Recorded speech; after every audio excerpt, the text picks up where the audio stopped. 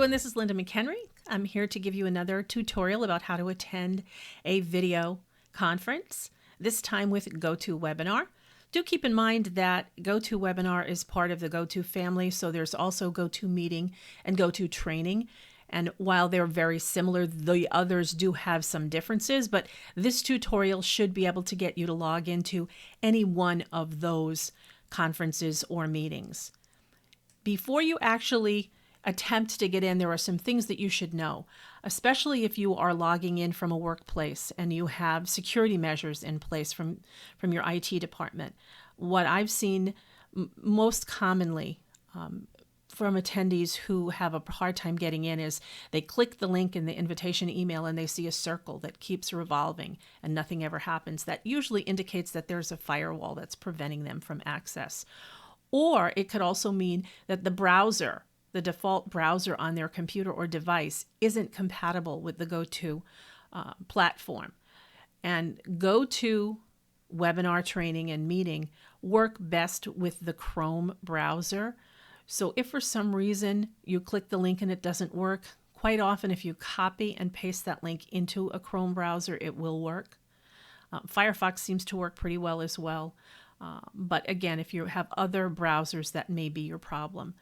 When you do get your invitation, usually the host of the meeting is going to give you links to go directly to the GoToWebinar website so that you can test your equipment and your system and your audio to make sure that all your hardware and software is compatible with their program. One of the things that you can also do is you can attend the video portion of the conference call or the video call with your computer or your laptop or your smartphone or your tablet, and then you can actually connect to audio using your phone. So that's some of the great things that you can do with the GoToWebinar platform. And again, you can go to support.goto.com/webinar to get more detailed information. One of the first things you want to do before you join your webinar is look at your invitation email. Usually when you get this email, you have to click on the link to register. You'll see that you get the phone number and the access code if you are going to join the audio portion of the conference by phone, which you don't have to, but if you want to, it's there. And then the webinar ID is there. And this is important to keep in mind because if for some reason the link in the email doesn't work, you can visit the GoToWebinar website, and in the upper right-hand corner, you'll see a join link. And if you click the join link and you enter the webinar ID, you can get in that way. I'm going to close this email out. And once you've registered, you provided them with your name and your email and whatever else they want, you will then get another email that has the join link. Right, and this is the link. Now, if for some reason this doesn't work, you obviously need to get in touch with somebody in your IT department. So what I'm going to do is I'm going to click this join link, and this is what it's going to look like if you've tested your equipment and your computer is compatible. Welcome to the webinar. You have entered as an attendee in listen-only mode. All right, so that was just an announcement from the platform that said that I am now attending the webinar. So what you just saw was the control panel collapse. This image here is the screen being broadcast by the host. So what I am going to do is I am going to X out of the website, all right, because I now have this software on my computer. I don't need that extra thing open. Now you notice that there's these buttons in the upper right-hand corner. That's what's left of the control panel. The control panel collapsed, and clearly you don't know what to do, and you don't know where your controls are if they disappear. If that happens to you, this orange box with the white arrow, if you click that, it pops the control panel out. And the very next thing you want to do is go to the very top, and you'll see File, View, and Help. You want to click View, and then the third command down says Auto Hide the Control Panel. Make sure that's not checked. Now the control panel will stay expanded, and you can see all the different options that you have. And the audio section of the control panel is open because that's most important. If you're connected to the audio via your computer and everything works well, You don't need to do anything else. But if you don't have any speakers or you're having issues with the audio, you'll probably want to connect using your phone. And all you have to do that is you click the radio button in front of phone, and you're automatically provided with the phone number and the access code. They should have been in your email originally. Okay, but if they're not, you have them here. And then once you connect, you want to enter your audio pin. If you forget to enter your audio pin, or you enter it and you don't enter the pound sign after it, you won't be connected to audio. So that's very, very important. I'm going to go put it back on computer audio because I want to show you how you see now. An attendee in listen only. We have that message again because I went from phone call to computer audio. So the system thinks I'm connecting. I disconnected before. Now I'm connecting back.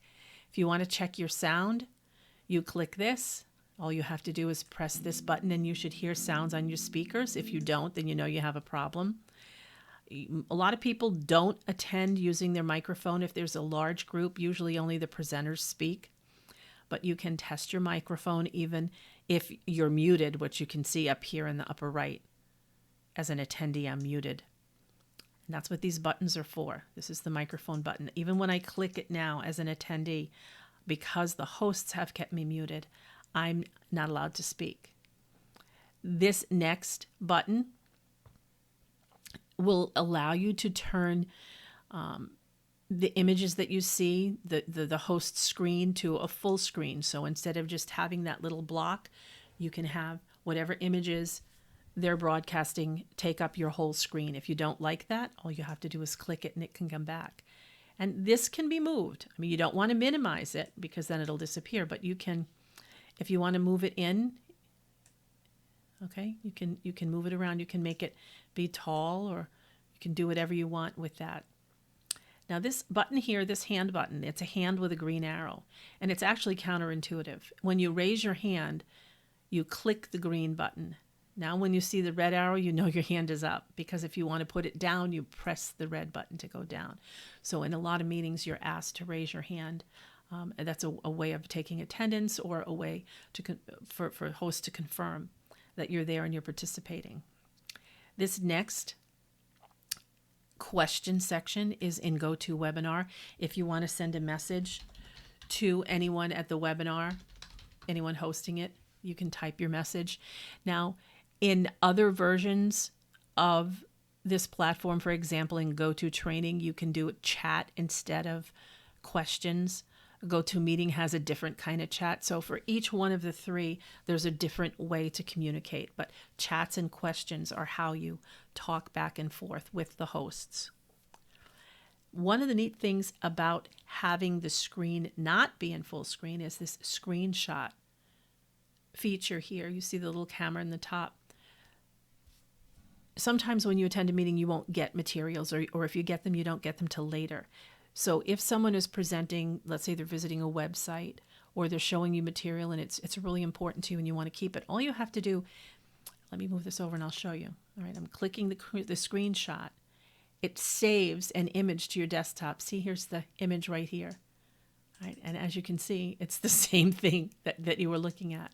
So when you're attending a webinar, if you don't have handouts, or if you're not going to get them until later, and you want to see what it looks like, and you want to have it for reference, you can do a screenshot. Now, of course, if you have a snippet function or some other print screen function that you want to use, that's fine. But I find the screenshot to be the easiest one of all to use. So that is pretty much all I have for you today. I thank you very much for your attention. If you have any questions, visit me at lindamchenry.com. I'll be happy to help you.